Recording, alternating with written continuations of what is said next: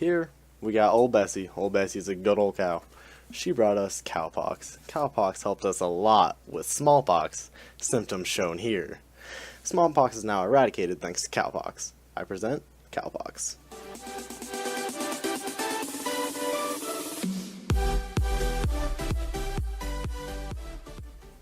Alright, here we got cowpox.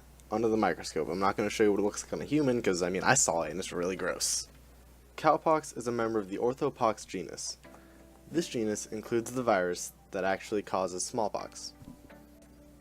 Let's compare cowpox and smallpox. Cowpox, you get a flat red lesion. The lesion develops into blister-like sores. It fills with blood and pus, pops, and it makes more nearby. Kinda gross, but then that wound turns into a sore, kinda swells, it flakes, and it heals, leaves you a scar. Kinda gross, I know, but in comparison to smallpox, which makes rashes, bumps, blisters, scabs, scars, gives you a headache, lots of vomiting, a lot of pain, fever, chills, and it killed around 300 million people in the 20th century alone. I would take cowpox over smallpox any day. I don't want to die. However, thanks to this weird looking dude named Edward Jenner, we don't actually have to pick. We got some vaccinations. The year 1796.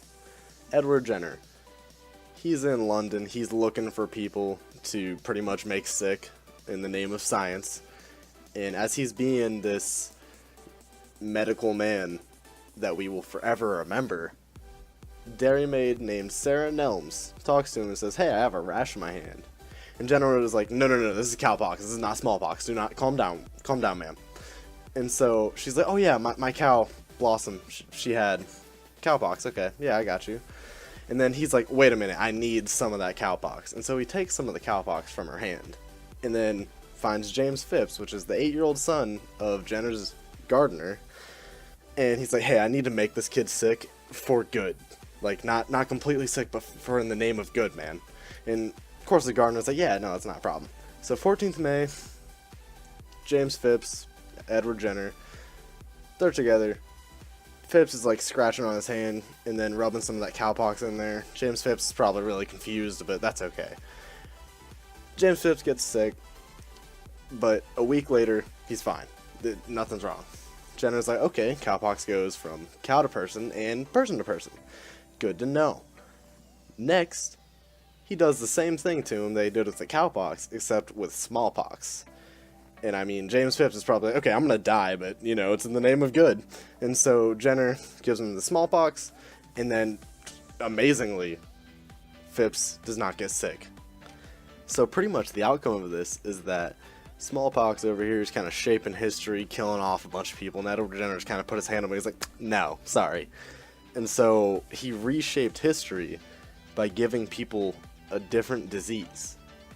Now, instead of getting smallpox, having a lot of pain, vomiting everywhere, making a really ugly place, you get cowpox, and you're kind of sick, just for like a week or something. And then, if you just sat around, didn't really strain yourself, you're pretty much fine. You are not sick anymore, and you cannot get smallpox. You are immune to this disease. And the thing about cowpox is that it's still around today, but it's so easy not to get. You pretty much just gotta wash your hands, stay away from diseased animals, and as soon as you find a diseased animal, isolate it. The disease runs its course with animals just like it does with humans. And even today, thanks to cowpox, we have vaccinations, which not only keep us safe from a bunch of really bad diseases, but also it's a multi-billion-dollar industry. This helps the economy so much. Thanks to cowpox, we don't even vaccinate for smallpox anymore. The disease has been eradicated. There are some countries that have smallpox samples, and that's a lot of controversy, but that's not what I'm worried about. We have vaccinations for smallpox, we don't use them because the virus isn't around. In conclusion, cowpox is pretty dope.